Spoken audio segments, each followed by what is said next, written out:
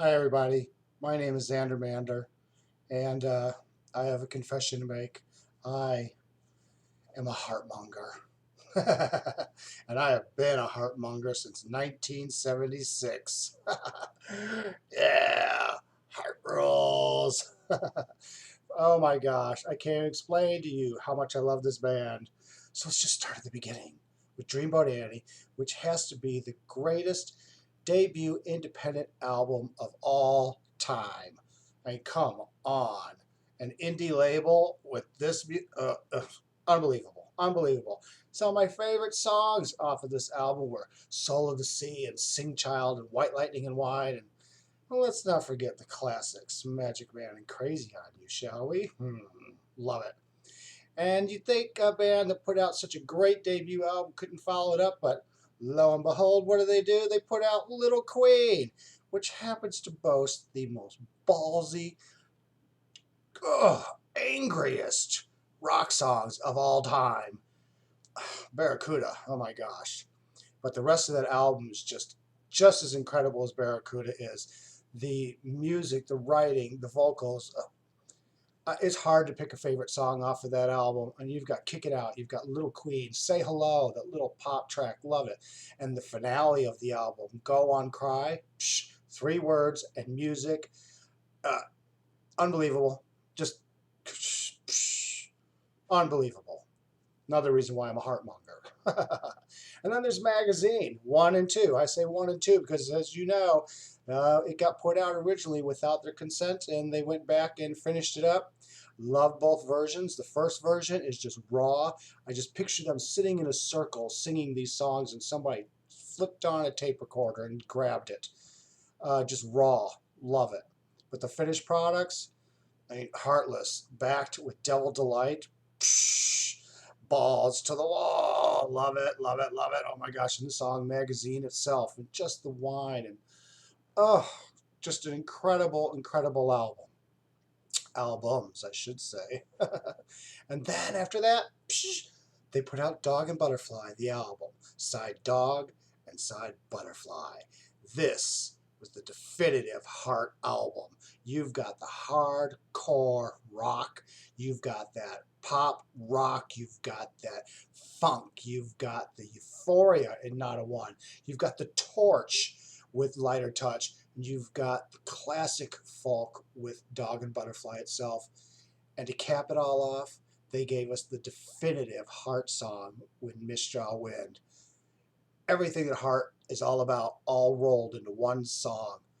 Who else but Heart could do this? I love it. Then they followed up with Baby Lestrange. Classic album. They went in a new direction with some of their instruments and their songs. Oh my gosh, great album, solid album from start to finish. And then they came out with Private Audition, where they stepped completely out of the Heart box. A lot of people didn't get it, but you know what? I got it.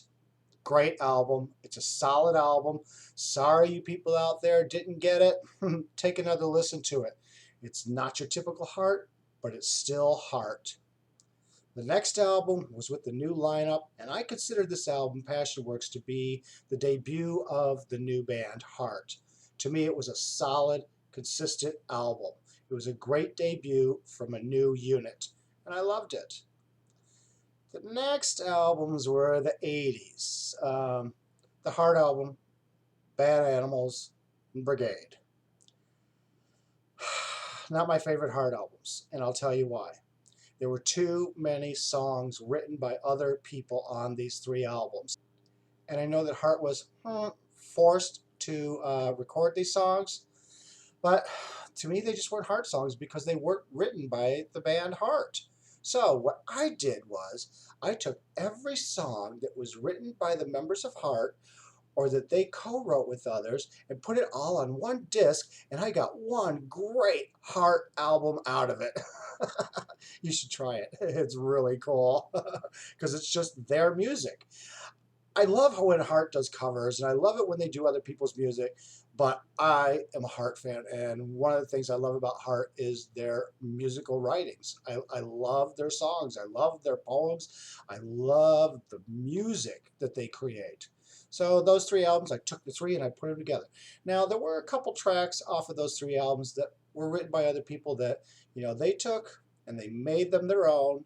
Of course, I'm talking about These Dreams and Alone. Psh, you wouldn't think that anybody else wrote these songs. Following that came Desire Walks On. It seemed to me like Heart was in a little disarray as far as band members because they were coming and going at this time, but they still put out a solid album, opening with that bam, black on black, and it's got rage on it, and some of these other songs like My Crazy Head just vocally and lyrically are just incredible.